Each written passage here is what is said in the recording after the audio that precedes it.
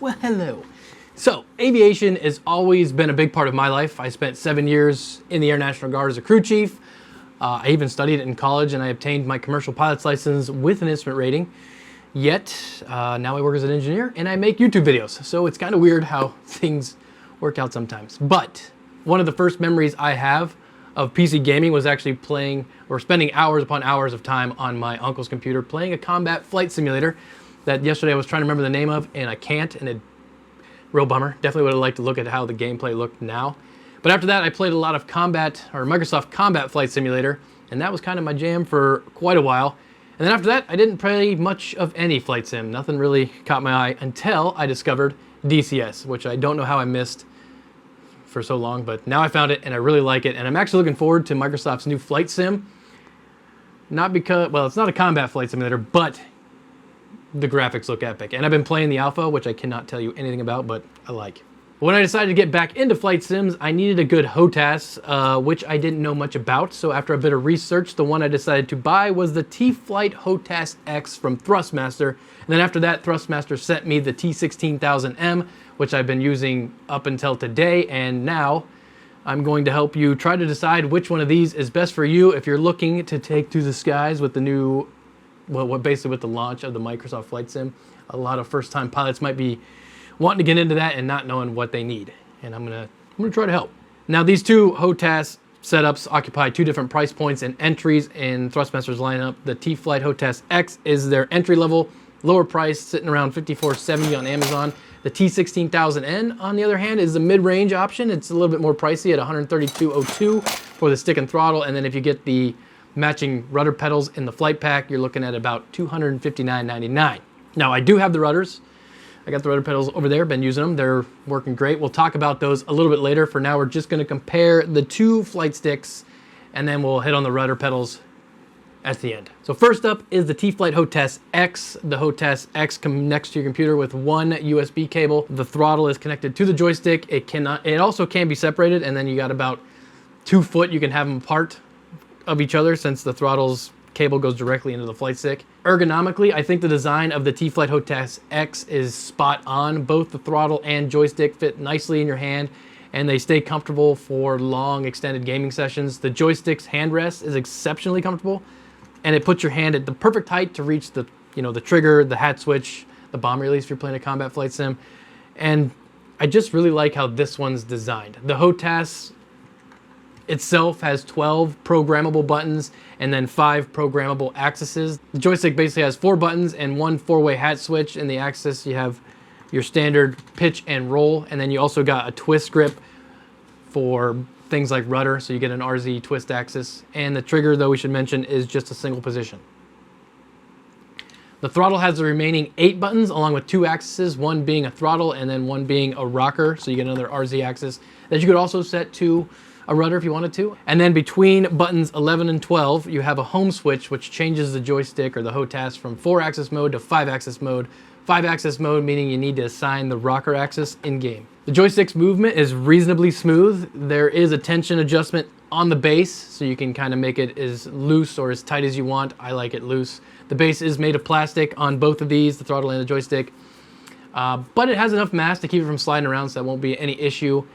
This joystick does not use a Hall effect sensor, so you do lose a bit of precision because it's an analog joystick, but for the price point, it makes perfect sense. After many hours of using this joystick, the only real gripe that I have is the throttle. The movement is smooth, but there is like this bump in the middle, which I do not like. Normally, you have this as your throttle, and for things like air-to-air refueling and running or flying formation, having a bump mid-stroke is really a bummer, and you just lose a lot of precision, so not a fan of that. Next up, we have the T.16000M. The throttle on this joystick is independent from the joystick, so they both have their own USB cables, so you can have them farther apart, obviously, which is kind of a benefit if you want to have a keyboard in between them.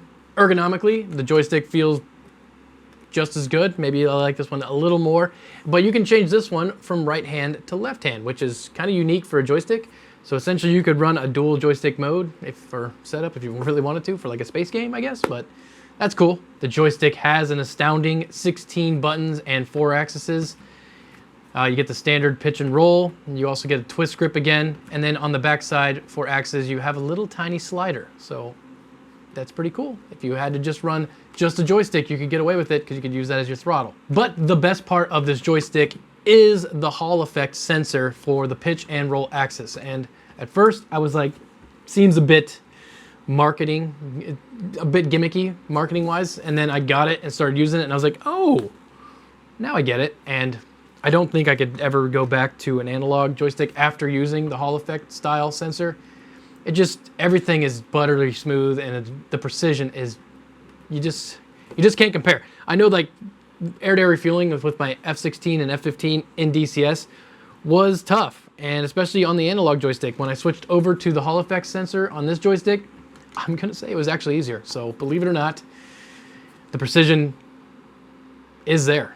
The throttle has a nice satisfying slide action with an adjustable tension that you can see when the throttle's all the way forward. On the bottom, you got a small Phillips head screw.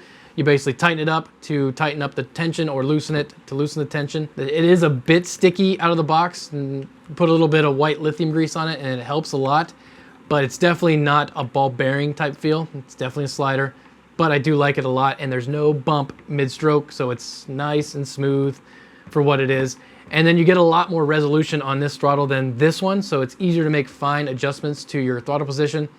And I just like the slide action personally.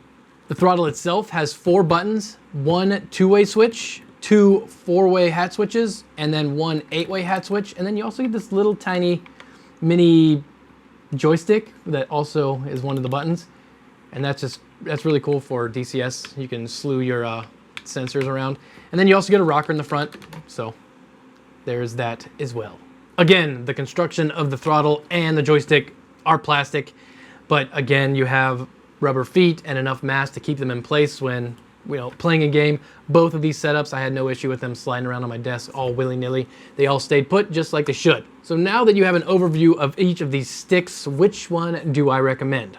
Well, for myself, if I only knew what I know now and didn't have either one of these, the one I would buy is definitely the T16000M. And that's just because for somebody like me that's played flight sims over the years and knows that when I'm going to get into a flight sim, I'm going to enjoy it, I'm going to play it more than a couple times. I think that even though this is more expensive, the added precision and control you get from this setup far exceeds the benefits you get from this one for saving money. Now, on the other hand, if you're looking for a HOTAS because you're wanting to try Microsoft Flight Sim and you've never really been into flight sims or even played them, you cannot beat the HOTAS X. This is the one I would recommend hands down for the price. I mean, it's cheap enough that if you get the game and you don't like it, you're not really out too much. And then especially for a game like Microsoft Flight, that's just a general aviation simulator, you got enough buttons that you're never going to run into issues flying a Cessna 172 or Boeing 737 even. You'll have plenty of buttons to map to do all your critical systems. For DCS though, even this amount of buttons, I still wish I had more at times for flying things like the F-18, F-16, Aviate-B. As for rudder pedals, I said we'd touch on them at the beginning of the videos. Do you need them to start out? No. You got twist grips on both of these, which work great for rudder control. Immersion-wise, I definitely recommend them because they just add that extra bit of realism to the flight sim, because rudder pedals are a pretty standard thing in basically every aircraft on the planet. So again, it really comes down to how into flight sims are you. Just starting out, perfect pick. Been in it, but been out for a while. Good mid-grade or mid-level option that's going to give you all the functionality you need and great precision.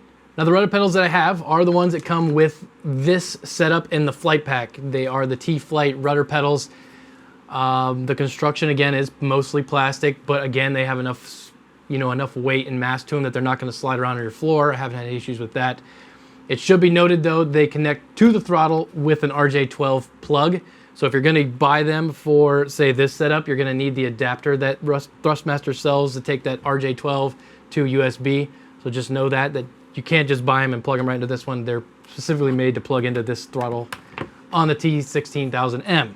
So far, I've been pretty satisfied with the performance. You get 3 axes. You get your standard rudder axis, and then each foot has its axis, so you can program your brakes on there. And then the only real issue that I've had with rudder pedals is that if you have the brakes engaged, so you have the toes pressed down, they don't really like to slide back and forth, which can be a bit of a problem, especially on landing if you're trying to come down, stay on center line, and then you also want to slow your aircraft down.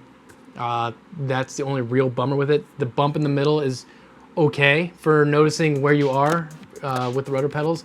I always put a nice curve in my rudder pedal, about 25, and I haven't had any issues where I have unwanted, rudder input. So all in all, good set of rudder pedals. So I hope that helps. I hope you enjoyed that video, and if you're looking to get into a combat flight sim, either one of these is a good option.